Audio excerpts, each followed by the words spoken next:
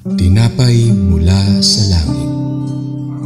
A daily morning devotion with CRC Family.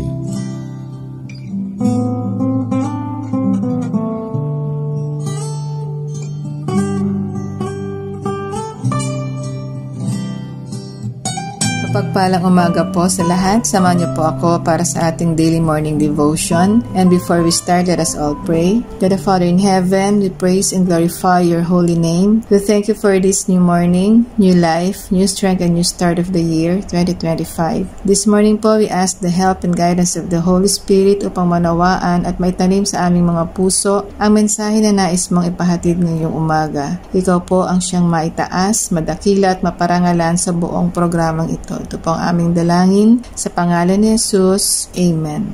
Ang title po ng ating message for today is The Command to be Generous to the Poor. At ito ay matatagpuan sa Deuteronomy chapter 15 verses 7 to 11. Akin po itong babasahin sa MBB Tagalog. At sabi po sa verse 7, Pagdating ninyo sa lupaing ibinigay sa inyo ni Yahweh, huwag ninyong pagkakaitan ng tulong ang mga kababayan ninyong nangangailangan. Sa halip, ibukas ninyo sa kanila ang iyong mga palad at pahiramin sila ng anumang kailangan. Huwag ninyong pagdadamutan ng inyong kababayan kapag nangungutang siya sa panahong malapit na ang 7 taon, ang taon ng pagpapatawad. Kapag sila'y tinanggihan ninyo at dumaing sila kay Yahweh, mananagot kayo sa Kanya. Pahiramin ninyo sila ng maluwag sa inyong kalooban at pagpapalain kayo ni Yahweh sa lahat ng iyong gagawin. Kailanmay hindi kayo mawawala ng mga kababayang mangangailangan, kaya sinasabi ko sa inyong ibukas ninyo ang inyong mga palad sa kanila. Sa talatang ating binasa, may 5 mahalagang bagay na nais ituro ang Diyos sa mga Israelita.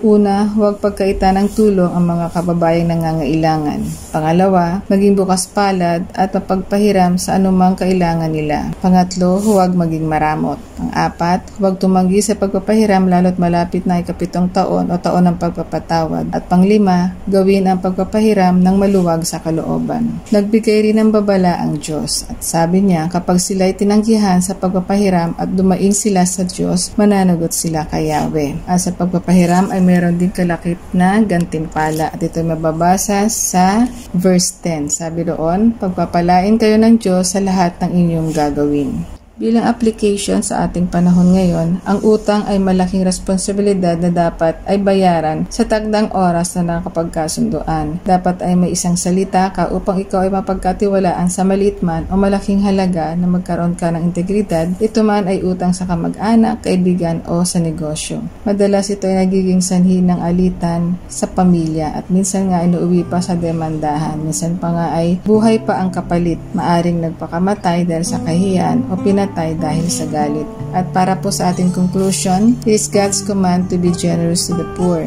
Maging bukas palad at bukal sa ating kalooban ang pagtulong sa nangangailangan, lalo na sa kapatid natin sa pananampalataya, dahil alam natin na may pangako ang Diyos at kalakip sa pagtulong sa kapwa ay gantimpala. It is written in Proverbs chapter 19 verse 17 from NIV, Whoever is kind to the poor lends to the Lord, and He will reward them for what they have done. Tagalog, parang magpapautang kay Yahweh ang pagtulong sa mahirap at pagdating ng panahon, si Yahweh ang magbabayad. Amen? So napakagandang pangako ng Diyos sa mga generous givers. And it's also written in Matthew 25 verse 40 from NIV, The king will reply, Truly I tell you, whatever you did for one of the least of these brothers and sisters of mine, you did for me. At ang nagbika po nun ay ang Panginoong Jesus. So for our conclusion, therefore, give generously to them and do so without a grudging heart. Then because of this, the Lord your God will bless you in all your work and in everything you put to your hand.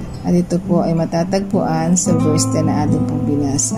Let us all pray. Gracious and loving Father, salamat po sa iyong mga paalala, sa babala at pangako ng pagpapala. Tunay na ikaw ay ang mga pagkandili at alam mo ang aming mga pangangailangan. Maraming salamat po sa iyong katapatan at sa mayamang biyaya. Tulungan mo po kami na maging responsible sa aming mga pagkakautang at maging bukas ang aming kalooban sa pagtulong sa aming kapwa, hindi dahil after lang kami sa inyong biyaya, kundi dahil iyon ang nararapat at ito ang siyang pinag-uutos. Maging kami ay duluyan ng iyong biyaya sa aming mga kapatiran na may mga pangailangan. Ito po ang aming dalangin sa pangalan ni Jesus. Amen. Muli magandang umaga po sa lahat and keep watching our PMSL morning devotion. Keep learning and keep sharing the words of God. God bless everyone and all glory unto God. Have a fruitful new year to everyone. God bless us all.